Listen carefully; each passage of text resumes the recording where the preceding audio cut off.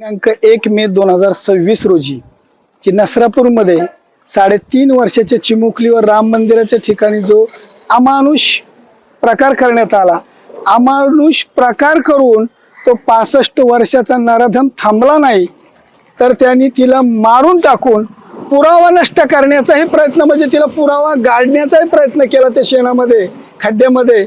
आणि नशिबाने तो CCTV फुटेज काय कॅमेरा मिळाला, त्यातून तिचं ते लास्ट सीन मार्फत विषय जो काय तपास झाला, जो काय हा प्रकार त्या नराधमांनी केला, हा लांछनास्पद प्रकार होता.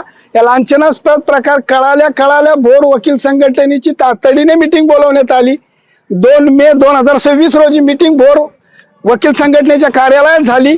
कार्यालयामध्ये सर्वानुमते भोर वकील संघटनेच्या सर्व सदस्यांनी एकमताने या नराधमाचं कुणीही वकीलपत्र घ्यायचं नाही, त्याला कुठल्याही प्रकारे कायदेशीर मदत मिळाली नाही पाहिजे. भोर तालुक्यातूनच नव्हे तर पुणे जिल्ह्यामधूनही नाही पाहिजे, यासाठी त्यांनी प्रयत्न करून पुणे जिल्ह्याचाही तसा ठराव केला.